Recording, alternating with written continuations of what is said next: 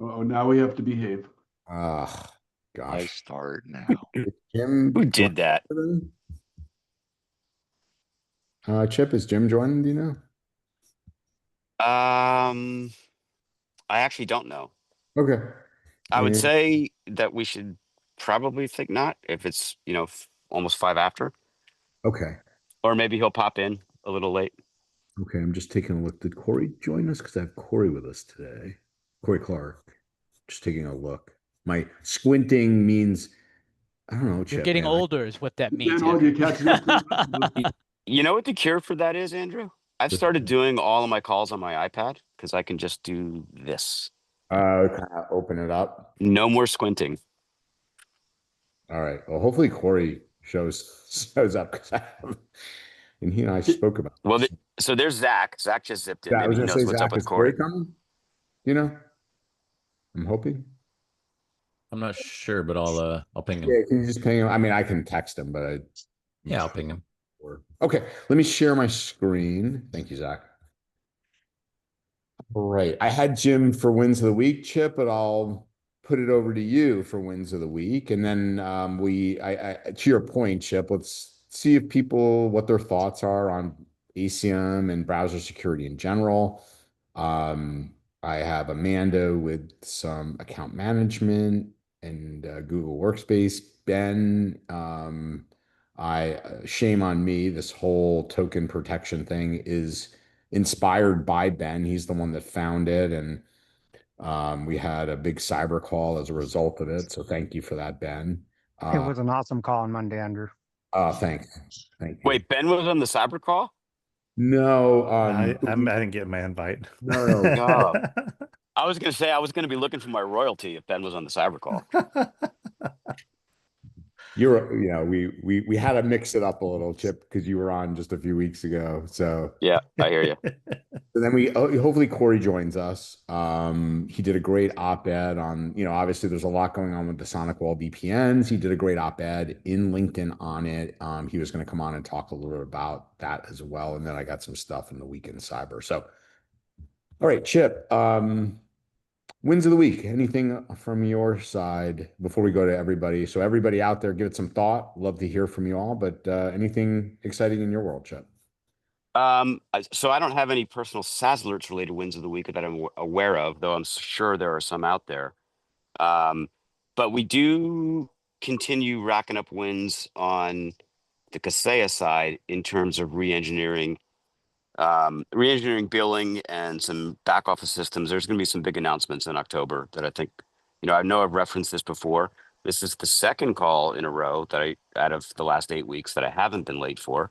So, those in the know that means things are going very well on some of the restructuring that frequently comes up on this call. Things you guys ask for to get to with Kaseya and ask us to help. So we're helping. Awesome. So any partner wins of the week? Anybody catch any nasty stuff? Or is it Yeah. all quiet out there? There's no hackers anymore. Yeah, and it doesn't have to be just threats. I mean, if you caught other nasty stuff, we'd love to hear about that too. Yeah. And it doesn't have to be SaaS alerts. Yeah. Any I can confirm there's still hackers out there. What's that, Corey? There he is. They're still, yeah. They're still, I promise everybody, adversaries are still out there. I can confirm they're there. So to echo what Corey said, I was on a call with a other Kaseya customer. They didn't have SaaS alerts, and a big company like 5,000, 10,000 employees, and a bad actor found credentials on the dark web and simply took those credentials and probably sprayed them and then got into a Microsoft account. And I'm trying to explain that they needed to have MFA and they did not have MFA on like anything. So this is the classic example of the fundamentals. Just have MFA, guys. Yeah. Corey will tell you that story as well shortly on the VPN side. And yeah. So Leron, was this a corporate account? You mentioned, 10,000 employees. So I was just, yeah, corporate. Yeah. Leron, did you add 10,000 seats to SaaS alerts? I'm fairly sensitive to to that, but trust me, like Jim was on that call, Chip, so that was very much part of the equation. I wasn't going to steal his thunder. Gotcha. Yeah, it is staggering, Tina. But yes, again, look the stats. And you know, if you think about this, the SaaS alerts, the SASE report in 2023 when we were in Dallas, and Jim was there for the Right of Boom. We announced 31%, and then ironically, the CISA executive director Brandon Wales confirmed at the enterprise level for Microsoft it was 32 or 33. And then this past year we're at 38, right, Chip? This SASE report climbed to 38, I think. And Yep. Andrew, I checked it a few days ago. We're up to 40% now. Okay, so for but you know which is thank goodness, you know, but so yeah, for those out there still like amazed MFA, still less than half haven't put MFA on. So, and you're thinking, okay, well, you think, you know, if you think kind of like inward out, if you will, from a perimeter, you'd probably say, well, people are probably first going to put MFA on M365. So as Corey will share with you, you know, when we get out to VPNs, you know, and we sit there and go, well, gosh, how come VPNs are still getting compromised? How come Colonial Pipeline happens? How come potentially, again, we don't know, maybe an Ingram, we don't, you know, supposedly that was a VPN. So it continues, you know, when so many creds are out there, Tina, that and less than half of people still are putting MFA on. It's not hard. It's just opportunity. It's just opportunistic. Would you say, Chip? That's pretty much sums it up. Yeah. I mean, every time I hear this story, I just think of, you know, somebody has a glass front door and they leave a pile of gold sitting behind it with no lock on it. Like, it's just the dumbest thing in the world. And the simplest solution that is a little bit costly, but it's password with YubiKey. Like, that solves the problem. Or Yeah. or even password manager and don't use the same 7 passwords. Yeah. Or I mean, there's both. so many ways that, you know, what's reassuring to me, Andrew, is that at least within our little community here, you know, I know there's not a single person on this call that allows their customers to get away with that. And I'm loving the fact that we've, in, you know, 2.5 years, within our entire data set, which this little community is about, I don't know, maybe 2% of at this point, we've moved it from low 30s, effectively 30, up to 40. So at least the preaching is working a little bit. Yeah, I mean, a full, I mean, the full 10% is pretty significant. It's a significant data set. A statistic. All right, someone's got to have some wins out there. I mean, anybody? I'm scrolling through here. I will say something around talking about MFA to prospects, and that is I'm finding that those who are supposed to know better will say that they have done this. But when I talk to them about looking at a cybersecurity insurance policy or other contracts they may have as part of a process of knowing what they need to have implemented, that seems to open the door to that kind of conversation. And so not doing a frontal attack, but really kind of saying, let's take a look at what contracts your firm has in place and see how you're meeting those as a way to help move and improve security, because I don't know very many businesses that, at least of size, that don't have some form of cyber insurance. Yeah, Andy, I think that's a great approach. You know, we talk all the time about, you know, what the business cares about, right? The business cares about risk. The business cares about revenue. The business cares about contractual obligations, SLAs. That's what they care about. So Yep. from a business perspective first, I think it's a brilliant and the right approach. So don't go at them head on, go at them around back and say, hey, protect your pocketbook. Yeah. Because the gold doesn't have to be in the window. It can be in a safe. Well, I think said differently, Andy, it's speak to what matters to them. Technology and Yeah. technology in theory doesn't matter to them. What keeps, I was on the phone with the CEO of a company called Expert Pays yesterday. Really, really sharp guy. And we started having this conversation prior to having him being the CEO of this company called Expert Pays. By the way, he's going to be at Write a Boom on a panel talking about what CEOs and business leaders care about in making security decisions and IT decisions.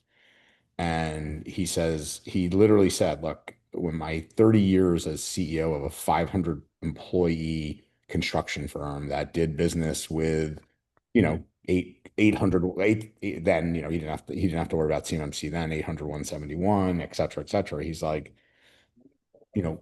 what keeps me up is about my business obligations, contractual obligations, revenue commits, et cetera. If you talk that language with me, you got my attention. If you figure out how to help me in those areas, mitigate risk, help me in what matters to me, I'm all ears. He said the problem is, as most technologists they want to talk about gaps in technology and this, that, and the other. He goes, so I'm just doubling down on what you're saying, Andy. You're talking about the business. Yep. So there's a win. Okay. That's how I look at it. Well, Andrew, one of our partners that I was on an onboarding call with yesterday, it's sort of a trust but verify win. He loaded up a problem child, one of his clients, trying to understand how the platform works. And we were running some reports kind of to show him how this works. And he's like, oh, let's run this, user report, account detail report against someone that I know they're having problems with. And in 2 seconds, we were able to identify some very unprofessional behavior. And he's like, I got to email this over to the client right after I get off this call. This was the evidence they were looking for. And so as deeply technical and granular as our platform can be, even sometimes an experienced engineer just needs an easy view. And Amanda and her crew have built some great reports to help with that. So he's not on the call today, or I didn't see him come in. But that's just a reminder that, there's some great stuff out there. Sometimes just making it easy to see. Mm-hmm. Good. All right. Chip, let's talk about ACM first, and then, more broadly, browser security. You want to give us your thoughts on the topic? You said this is something SaaS Alerts is going to do in some way, shape, or form, or should say it. Yeah, unquestionably, we're definitely running down this path, and a partnership with them is one of the things that we're exploring. So as many of you guys as we can get to go out and kick the tires and give us feedback, that it becomes super helpful. They're not the only thing that we're looking at, but we want to get as much feedback as we can. Andy, you had some comments before we even got rolling here that about ACM, and I saw some other ones in the chat. I agree with the theory, and we've talked about this in the past, Andrew, quite a bit, that there's no question that browser security is the next frontier that is relatively still unexplored. Google has done some stuff with Chrome that's pretty good.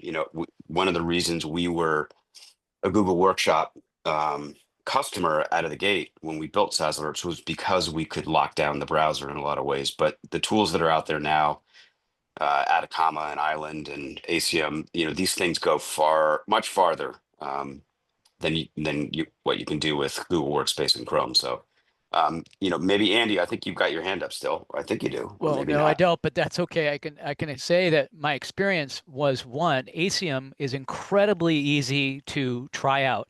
Just go to ACM.io, you create a domain, they'll actually call you, right? And say, hey, look, we want to do this onboarding process. I chose to say, hey, let me read through some of this and go through it. But configure browser settings, web control, manage extension profiles. All this stuff is exactly what I was looking to add to our capabilities. And the nice thing about it is during the trial, it's gratis, right? So Cool. if you're not looking at it, there's no reason not to right now.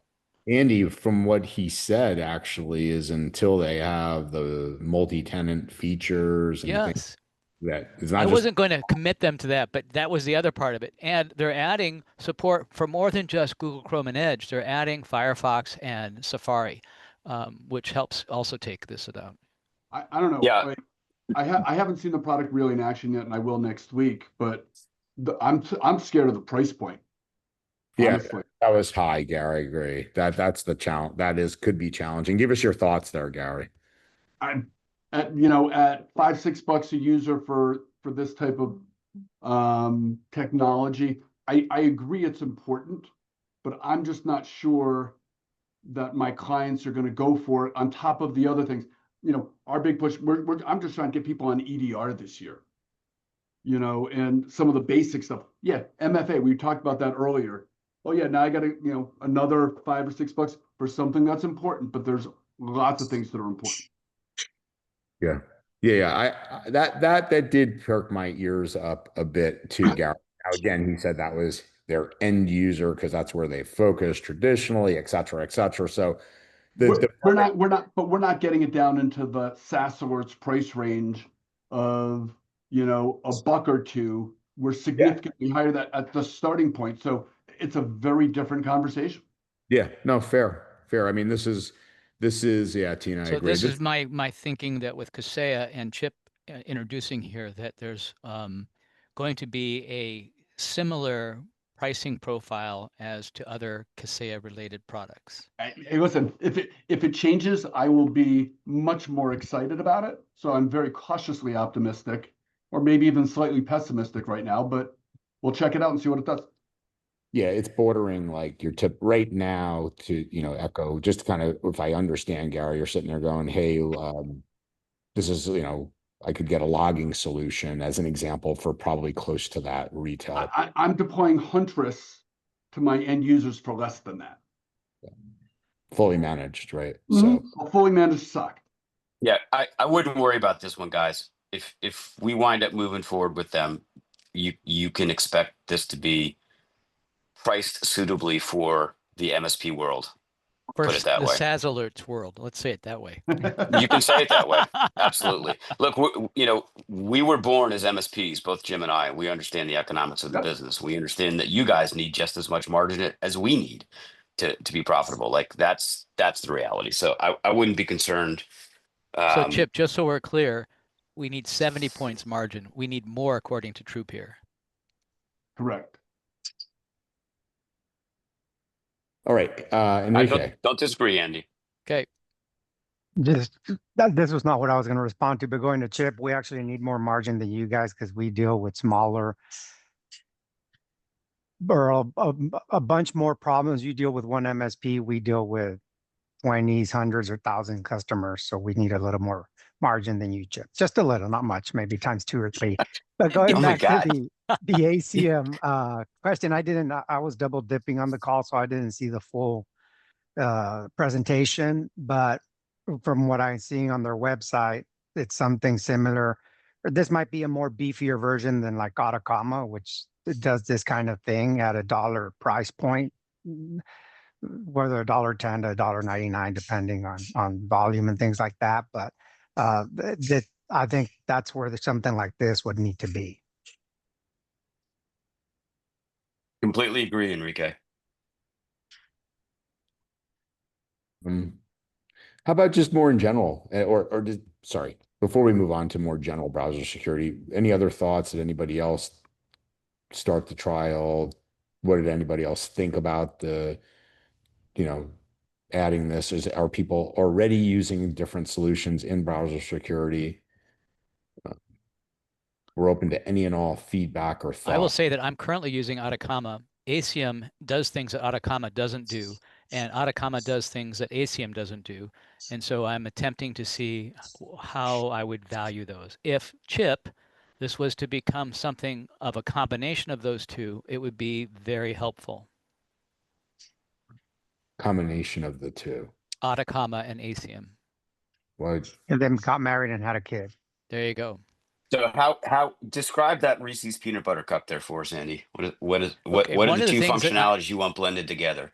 so I like website control, browser extension management. I don't have browser extension management with Atacama. What I do have with Atacama is what websites are they spending their time on? How much time are they spending on those websites?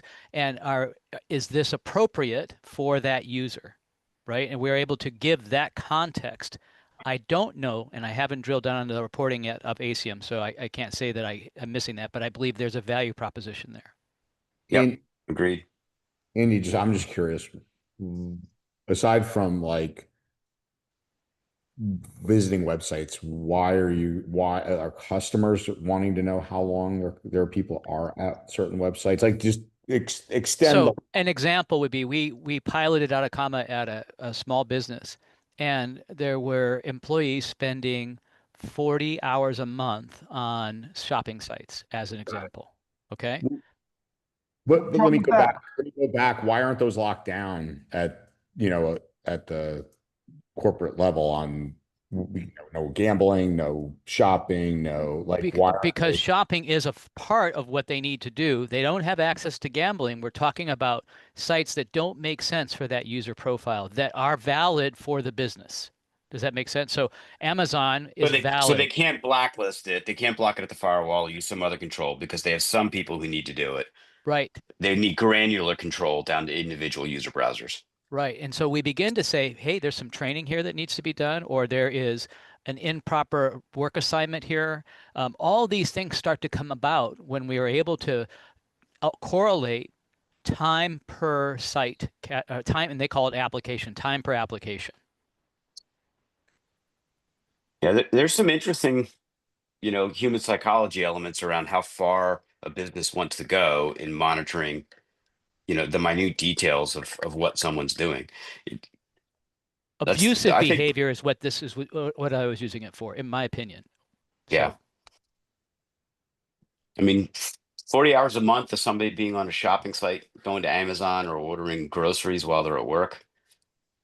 If their overall productivity is what I expect from them, that personally, that would not bug me as an employer.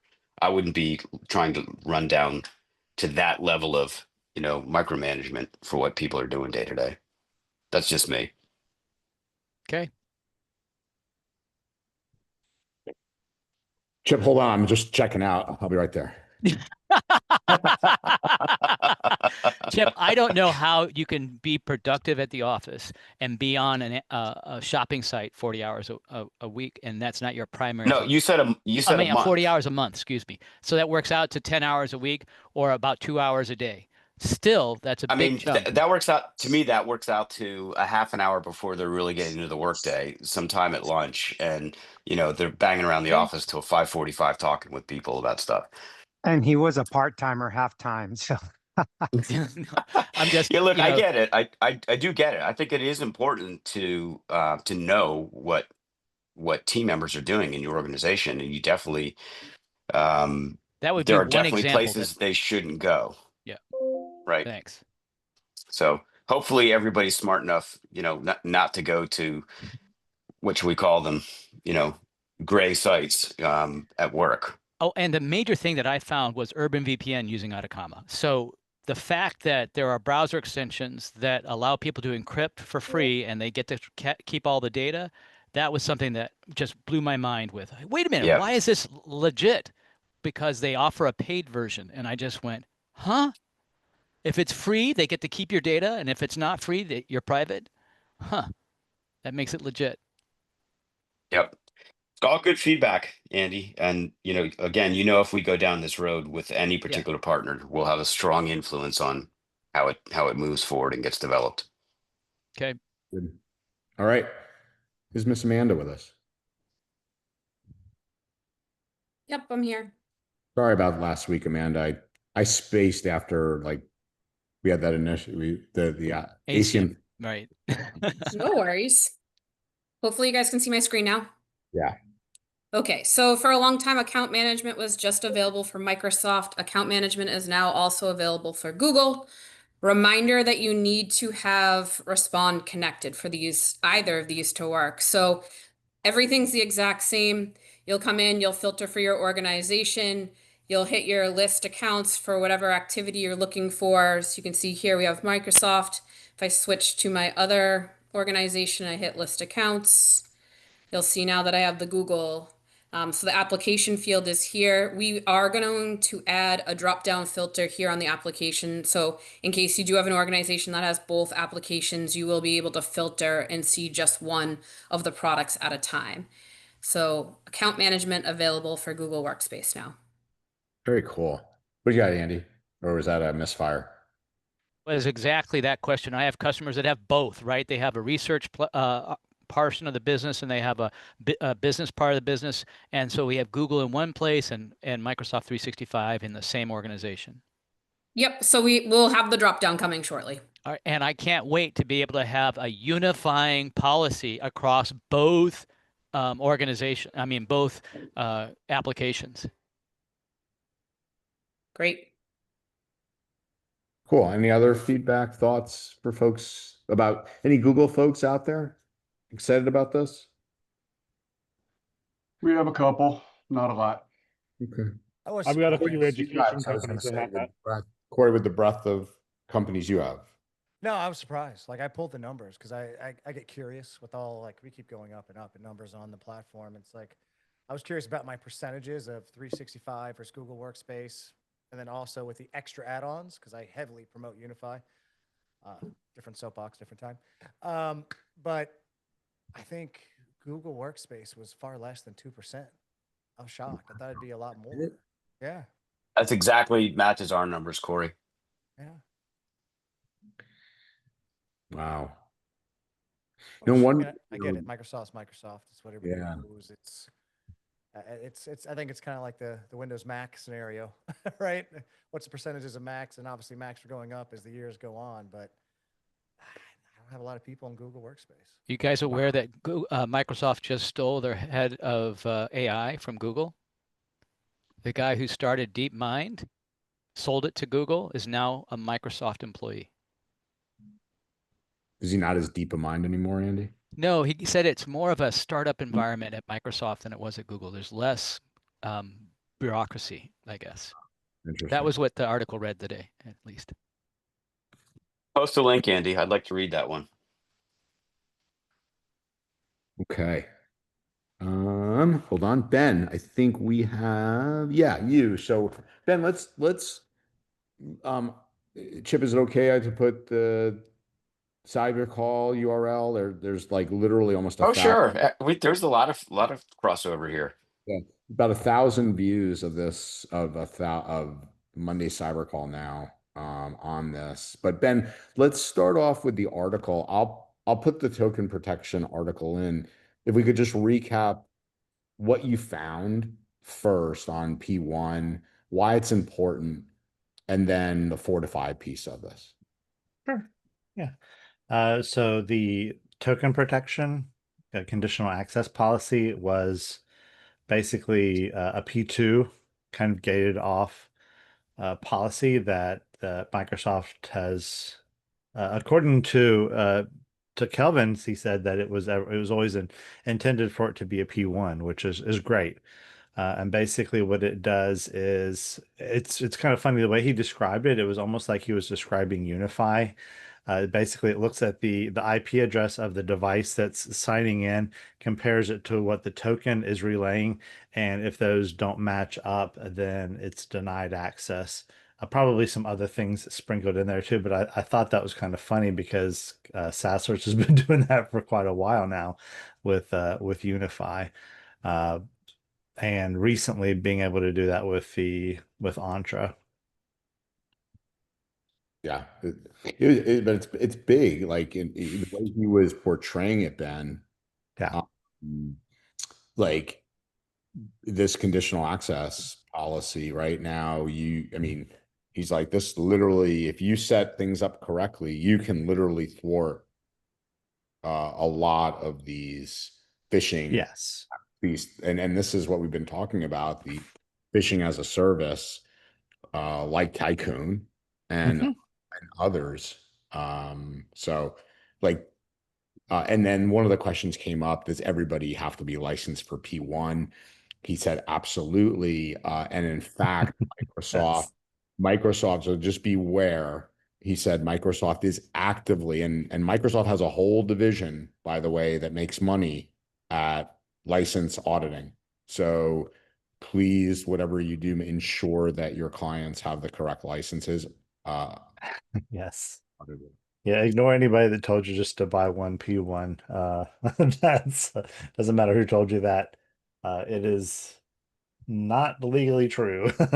But I will say that there is something that goes along with this that a lot of people miss and don't configure correctly, and that is having your devices registered or joined with Entra. That is kind of one of the required steps that if you're not doing, you're not going to really be able to take advantage of this so much. Now, you could build your conditional access policy in such a way that if you do end up signing out and signing in around those conditions, that it maybe makes you perform an extra step or makes you MFA again or something crazy.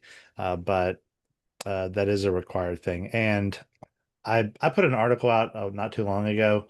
It's in our KB about how to become either registered or joined. It's not a very hard thing to do. I think I've talked about it on this call too. Just to really just the act of installing Microsoft or Microsoft Office on a computer, even a home computer. And when it gets to the very end, instead of checking that box that says for this app only, just let it go on and proceed to hit finish. And that will become a registered device, not joined. You don't have to let your company push out policies to your device unless you wanted to. But it does give us it gives SaaS alerts visibility, and it gives us policy visibility. If it's okay with you, Andrew, I can show people on Fortify where to apply this. Yeah, of course. I'd love for you to show it. Yeah. So if it is in here, thank you, Jason, for adding this. That's the required token protection for sign-in, and it does have customization around it as well. So if you just wanted to find out if this policy is going to cause any problems for you, you can edit the customization here and set it for a policy state of just report only. That way it'll give you it's a Microsoft's basically a way for you to test a conditional access policy without it taking any sort of actions. And I believe, if I'm not mistaken, SaaS Search will pull in those events as they occur, but you can also view them in Microsoft. But I'm pretty sure we pull those in. Hey, Amanda, maybe you can back me up. But I think we pull in when a conditional access policy triggers, even if it's report only. Yes. Cool. Ben, while you're doing that, just a quick managed SaaS alerts question, MSA. Now that this P1 is available, how does that play in with what you're about to show? Is, in other words, if I'm MSA, or is this going to be part of what now becomes standard in terms of checking this type of, I would love it to be, but with the requirement of having registered or joined devices, it's not something that, if we did push out, it would have to be in working very closely with MSP, and the MSP working very closely with their customers. As not everybody does that.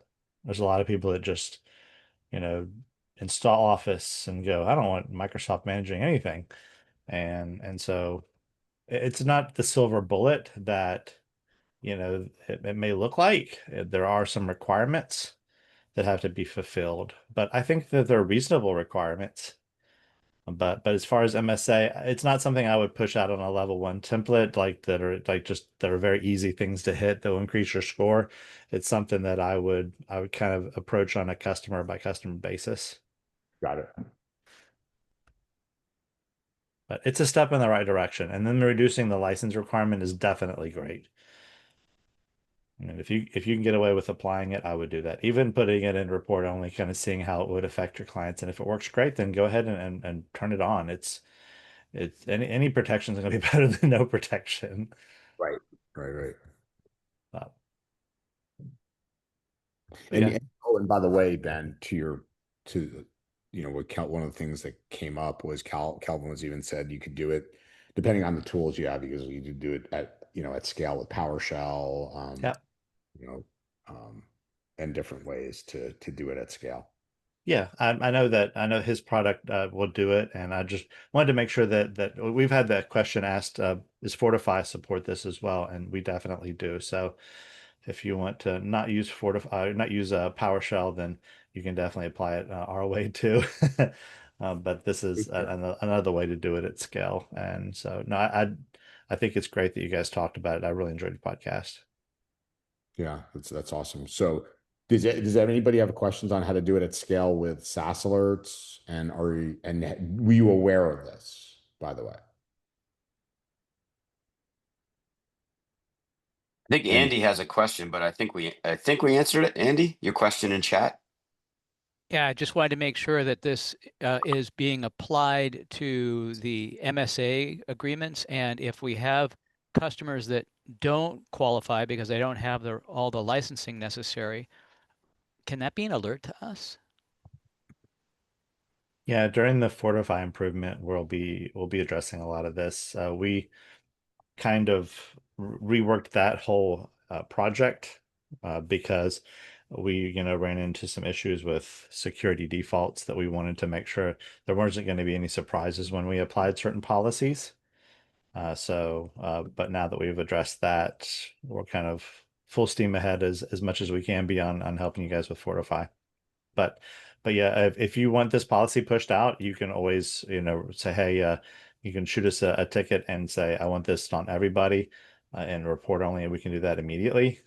Otherwise, we can work with you individually. So Benjamin, then the follow-up question is, how would I know that this capability exists if I'm not on this call? How do you get the word out to your Smoke signal. partners? Yeah, that was my point, right? I mean, I've toyed around with the idea of using like newsletters or something like that, but honestly, I've been there where I'm getting newsletters from a product, and most of the time I skim them and then they go in the recycle bin. So it's kind of hard to really get the word out consistently to everybody. Maybe Everybody's updating busy. your YouTube video that says, this is how token hijacking works. By the way, we have something that might help here. Yeah, I'm hoping to do more of that soon. Okay. Yeah, Leave it at that. By the way, Chip, I like Ron's point of in-app messaging. Is that possible, Chip? Have you guys ever done that about, hey, this is available, or this new feature is available, or have you considered, or? We haven't ever done sort of a temporary in-app messaging to promote a feature. Yeah, something we could consider. I mean, it's definitely possible. I'm staring at Leron over in the bottom right-hand corner of my Hollywood Squares list here, and I can see him just asking if I'm going to promise the world that we'll have that in there next week. Oh, So Leron already told me he's doing It's it. tomorrow. What do you mean next week? the functionality is theoretically there. There's just some, call it, let's say, internal things that we're trying to work through, right? There's the WalkMe product, which allows us to do these things, but we need to get our hands into the driver's seat of that one. And then when you log in, we could theoretically say, hey, new thing just happened. I think what we're going to do, Andy, to address your comment, is we're going to send the video, the link for this call, and we're going to make Ryan Riccardi sit through the entire thing until he hears his name mentioned, and then he can go run it up the marketing flagpole and see how we want to get this out in the world. Yeah, just to let y'all know, Leron, we actually have the feature to do an in-app message that was developed before we had WalkMe. So we actually can do this fairly easily if we choose to. Problem solved. Now, this is where I go, not it, I think, is what we used to do. You just nominated yourself, dude, and Manage is your baby now. So Adam, yeah, you did an Andy just then. Somebody else has to write the message, though. I'll publish it. We can do that. All right. All right. Good stuff. Okay. Let's move over to Mr. Corey. So I am going to put I'm calling this his op-ed in LinkedIn. He did a great post. Corey, you with us, bud? Yeah. All right, my friend. I appreciate your kindness. I thought I was going to ruffle some feathers with it, but I thought it was well done, and I love the fact that you don't hide about all the heat that's going on right now. Maybe level set, like for those that maybe don't know what we're talking about. Let's just start off with yeah. what's going on Okay. at the highest level, and then bring it down to what's going on. So I've been preaching for a long time about SSL VPN. Doesn't matter if you're using Sonic Walls, Fortinet, WatchGuard, et cetera, et cetera, et cetera. Whatever firewall brand you're using, SSL VPN technology is a dying breed, right? It's too vulnerable. Adversaries are consistently attacking it. And, so my SOC is agnostic on firewalls. Even though SonicWall acquired my company, we are SonicWall, we're still agnostic on monitoring of firewalls. I'll watch, as long as I can get the logs in my XDR platform, we'll monitor it. And when there's compromises and we're able to identify a root cause analysis or a timeline, right, or a scope of what happened, consistently, we're coming back to entry point was through SSL VPN, right? It's just something that we've been using for so long, and newer technologies are out there, and majority of companies are now switching away from SSL VPN. So a few months ago, I believe, I've lost track of time nowadays, but I know Fortinet announced that they're sunsetting their SSL VPN technology. SonicWall themselves, after acquiring my company, purchased a ZTNA organization, and majority of the industry in general is moving to ZTNA, Zero Trust Network Access.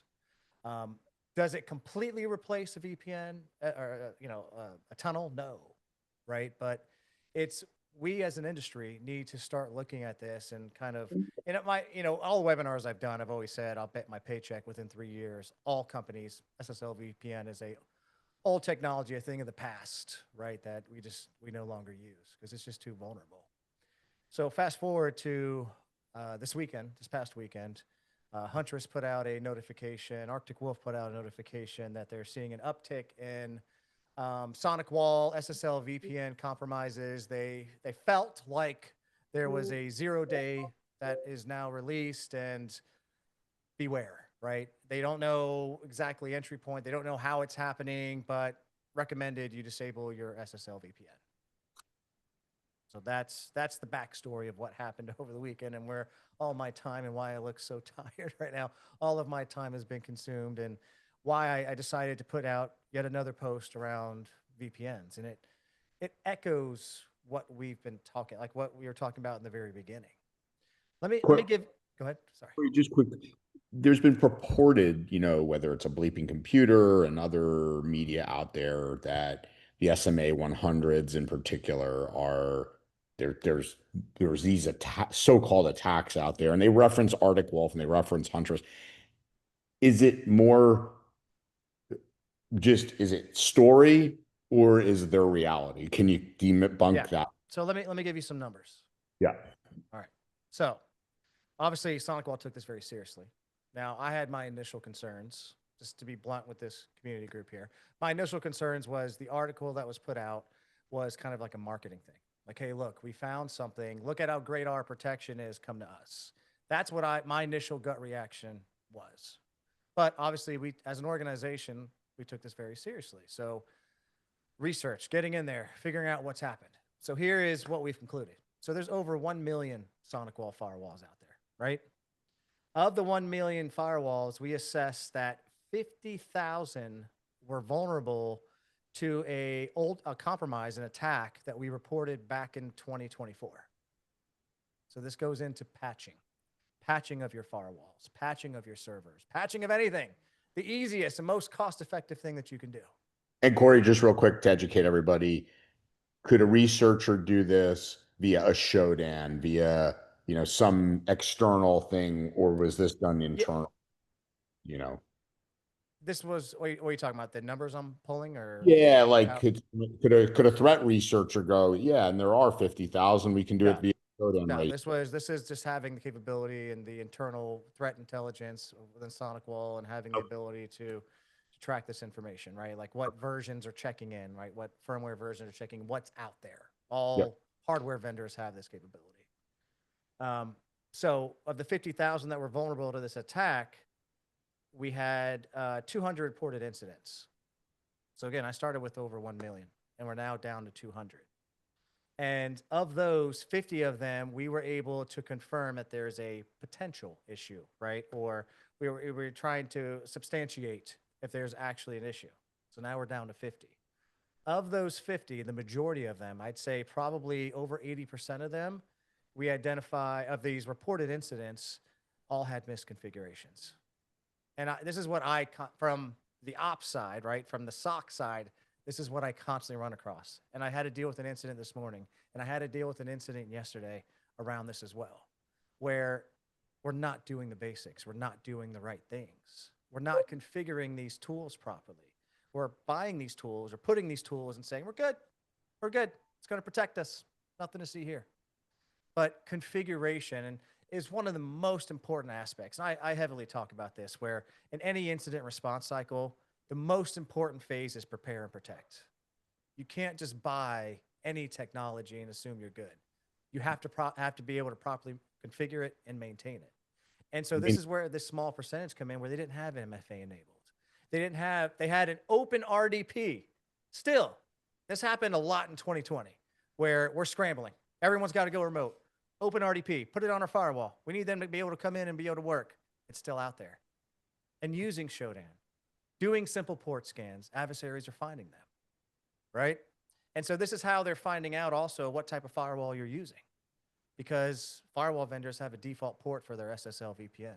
So I can just do a spray and pray and find out, okay, what firewall is this? Like maybe today as an adversary, I'm going to target SonicWall. So I'm going to go out there and I'm going to scan and look for, all these public IPs, see if anything returns on port 4433. Now I know you have a SonicWall. Now I can start target the vulnerabilities against you to see if you haven't patched your stuff or if you haven't properly configured it. This is what they're doing. This is what they're doing for OpenRDP as well. Because I've had to do a lot of responses, and a lot of the MSPs will come back and say, oh, well, yes, I have OpenRDP so that my engineers can get to the domain controller, but I used a custom port. That custom port's not going to help you on a port scan. So this is how they're identifying these vulnerabilities and getting in. So my post was less around this specific incident and more around the general understanding of proper configuration, right? VPN access shouldn't be granted to everybody in your organization if everybody in your organization is not using the VPN. You should specify who has direct access to the VPN and who can log in. You should enforce them with MFA. Great example, one of the incidents this morning. They have an account that is used for LDAP, right? So they're using Active Directory to confirm the users that can log in through the VPN. There's an account that has to do the LDAP querying. That account should have no rights, but the account was a domain admin with no MFA enabled, because you can't MFA enable the LDAP service account. Adversaries compromise that account. Now they have domain admin rights. Now they get in through the SSL VPN. Now they're on the domain controller. Now they're trying to go undetected doing what they're doing, all because of a simple misconfiguration. Geofencing. If your customer only works in the United States, right? Why are you allowing VPN access from China or from any other country? Now, travel. Okay, travel. This goes into what I've preached all the time on this when it comes to conditional access policies, when it comes to identity. You shouldn't just allow every country because you're concerned about travel. If they're traveling, there should be a proper change control process where you're allowing, if someone's traveling, they have to report it in some form or fashion. Otherwise, they're going to get blocked, right? So my boss, Michael Cream, some of y'all know him, he goes out of the country all the time. And he knows if he goes out of the country without telling me, he's not going to be able to work, plain and simple. So he has to tell me when he's traveling. I have to update the conditional access rule for our old domain. We have to get the conditional access rule working in the SonicWall domain. And then we have to go into SaaS alerts and mark it so my SOC isn't locking down his account. It sucks. It's overhead, but it's the right thing to do. Plain and simple. Because it's a bad day. And it's funny. And I hear this all the time where it's like, oh, I can't take my business down. My business has to be running so I can make money. It's like, okay, well, you can take your business down or the adversaries can take it down for you. Because it's going to happen. So then final thing, we talked about, final thing is botnets. Every firewall I know has some type of botnet filtering enabled in it. It's a simple checkbox enabling the security features. I can tell you my SOC is constantly feeding IP addresses because we see these campaigns coming from these. A lot of them are server farms. Geofiltering is not as good as it used to be within the last couple of months because we're seeing all these adversaries are using like CloudVider. They're using server hosting farms to perform these attacks coming out of the United States against United States, customers, or same for you, Tina, Canada, right? They're doing the hosting that's within Canada, targeting your Canadian-based customers. It's happening. So it's still a step. I still recommend it because I think someone said it earlier, even if you can't directly, I think it was Ben, my spirit animal over there. Even if it doesn't directly affect you right now, having that security feature on might save you in some form or fashion later. Yeah. Corey said something important when we talk about, this is just basic blocking and tackling, just look at CIS controls, 5 and 6, account management and access control management. This is why those type of frameworks exist, right? Just the basics. Who needs it? Why do they need it? Provision, deprovision. Yeah. And then the final thought on that, on the post was, when's the last time you reviewed your remote access policy? We get so busy in everything that we're doing, right? Especially you as MSPs. Least amount of what you have is time in the day to do stuff, right? But it needs to be set apart and go back again to the basics of looking at remote access policies, talking to your customers, and kind of redefining or re-updating what these policies are and getting everything properly in place. And this, to just kind of put a bow on this, tying it back to the business, like what Andy was talking about, Corey, it's right. What are the critical systems, processes? Who needs access to them? Well, why does so-and-so need access to the most critical system when they're traveling? Do they really? Those types of questions, and discuss, what's at risk.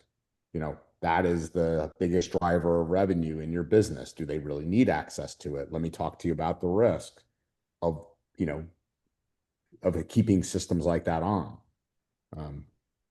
Andy, what do you got? 2 things. 1, Corey, your LinkedIn post is great. Do I have permission to use that communicating the same concept to my customers? Of course, 100%. Second, you just did a wonderful presentation about your business. Take this video, cut it to that set, and send it to all of your customers. You're going to come across as caring and concerned and helping them solve security problems, and that gets the message out quickly. I appreciate that. And if you want to hear him live, come to Write a Boom. There you go. He's doing Corey live at one of the breakout sessions. So I don't know if everybody knows. I'll do a little self-promotion. Ben, Zach, and myself, we did a webinar 2 weeks ago. I don't know if any of you guys have seen it. It's on LinkedIn. We did a webinar around, it's called Through the Cracks. It's a 3-part webinar series I'm doing, and they joined me for the identity side and things that we're seeing. So if you haven't seen it, yeah, for those who have never seen Corey, really, like, there's this whole other side of Corey that I got invited to a webinar, and I'm like, who the hell is this? He's phenomenal. Yeah, thanks for putting that in there. I think he's phenomenal. So yeah, great job, Corey. Thank you for sharing as always. Chip, any thoughts on that before we round out maybe 1 or 2 things here on the weekend threat? Not much to add. I think Corey very eloquently and passionately stated the problem. The one thing he didn't say, because he's too nice to say it, is, and I'm not too nice to say it, the problem is always the people. It's never the technology. Yeah. I always remind myself, this is why I have a job. Why I am. It's true. It's why all of us do. No question about it. No question about it. All right, let's close out with just a few things. By the way, this is what Ben was talking about earlier. This is what this looks like, by the way, in the Microsoft settings, now available. And Chip, let's just talk about one fun one that I found that could be coming to a theater near you. we talked about this a little bit on the cyber call at the beginning. This is, I see Corey kind of taking a peek. Corey, this is a fun one. You know, safe links, you know, you could take a URL and put it through things like Proofpoint and all these other things. So threat actors have found a new way to take malicious links and put them through, you know, legitimate tools, create safe links, send them through. So this is Chip. I'm sending you, maybe I spearphished. I'm sending you now a safe link. That safe link contains, of course, a redirect to Microsoft, as always, for you to now give me your credentials. So just a new twist on how to get through email security, because safe links are safe.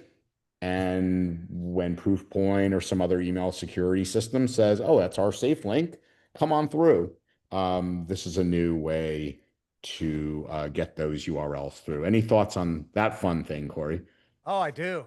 So, and this has been a debate I've had with others in the past. Some people still love email gateways. Email gateways, you have to modify your MX record. So it'll say, hey, I have Proofpoint, I have Mimecast, I have, well, the old Barracuda version, right? It'll tell them what email security device you're using. Some people love that. Some people hate that if you're using a different solution, that it says, you know, your MX record will point to Microsoft. So I'm on the other side. I love API-based solution because it does more than just email. It can do the whole ecosystem, right? And I love that my MX record points to Microsoft because they don't know what email security I'm officially using. So me, again, putting on my adversary hat, if I'm targeting an organization, I look at their MX record because I want to phish them, right? I see that their MX record points to Proofpoint. I know more than likely they're doing URL rewrites, so I can use this attack against them. I know I can just use ChatGPT to say, okay, how can I make this look like it's coming from Proofpoint as a URL redirect? Boom, I'm in. That's it. It's getting through. Yeah. So this is why, again, I think legacy gateways are, you know, legacy gateway email solutions are like SSL VPNs. They're becoming dinosaurs. Yeah. Good stuff. Yeah, keep an eye out for this, Todd. It sounds like you've seen it already. So yeah, keep an eye out. If all of a sudden maybe set some security awareness training for your clients, do a lunch and learn, like, hey, by the way, if you start getting emails that have shortened URLs, don't just click on it, right? You know, if you've never gotten a shortened URL from Andy before, or this company or this person, you know, yes. It's okay if it's from Write a Boom, though, right? Of course. Yeah. Anything can write a boom open. It's all safe, especially the QR codes.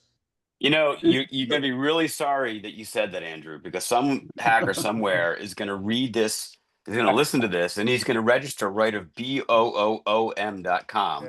Yeah. And off we go. Yeah, there we go. Hey, this is Andrew Morgan. Here's a picture of the front of my house. Please sign up for Write a Boom. I'm still stuck on that, Chip. The last time we talked about where the adversaries are now sending the Google Maps images of the houses. Yeah. And the pile of gold's in the window. And the pile of gold's in the window. Yeah, that attack wasn't about gold in the window. That was about something else, but we're not going to talk about that. All right, everybody. Have an awesome week. We'll see you either Monday on the cyber call or back here on Thursday. Take care. Bye, guys. Stay safe. Bye, everyone. Bye, everyone. Bye-bye.